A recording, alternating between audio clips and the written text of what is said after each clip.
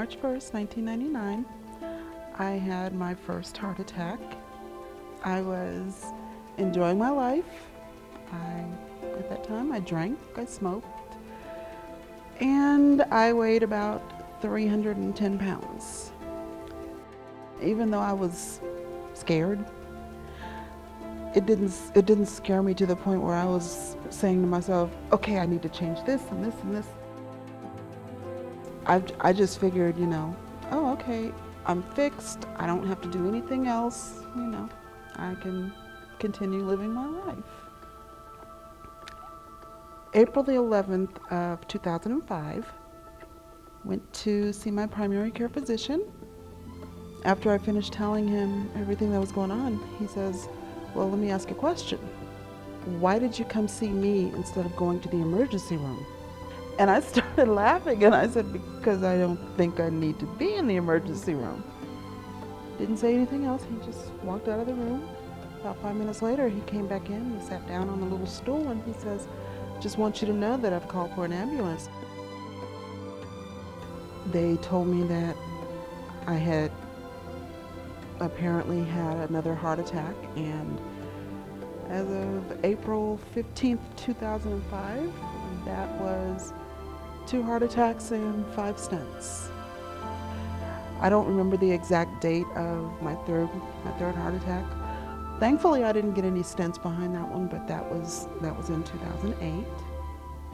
I mean, even though I knew that smoking was bad for me, I knew that being overweight was bad for me, since I enjoyed my life, I didn't feel like anything that I was doing was that bad. September 13th of last year, my adopted son was murdered, and instead of doing what normal people do and taking the time out to grieve and everything, I didn't. Exactly 1 month to the day, October 13th, according to my cardiologist, he says that I had an 8-day heart attack. I remember opening my eyes and seeing my parents.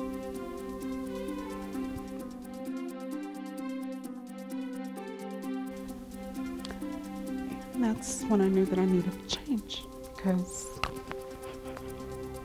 it's not something that I ever want to see again, According to them, I had an acute myocardial infarction, and I flatlined.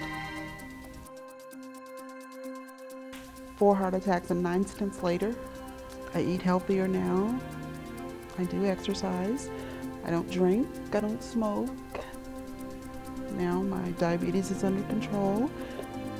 My blood pressure is under control. The day that I got released from the hospital, my mom and dad, they came in, to get me settled and everything. And my mom goes to my freezer with this big garbage bag, and she cleaned out everything and went shopping for me. And she came back with all kinds of what I call stuff that is definitely an acquired taste, because, oh my God.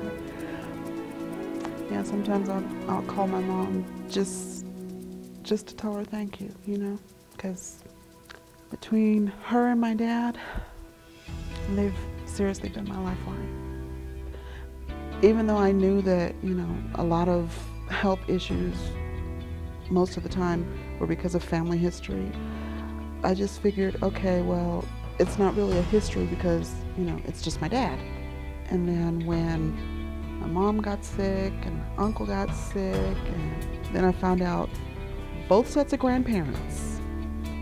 Okay, I understand that, it's not exactly easy to talk about, but seriously, if I had known then what I know now,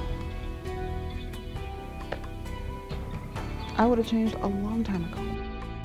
I'm not going to keep quiet about it because, like I said, heart disease is killing people, and it doesn't have to. I feel that it's important to tell my story because I know that education does save lives. if it hadn't been for, the education that the doctors and the nurses and especially me had received through the American Heart Association, I wouldn't be sitting here.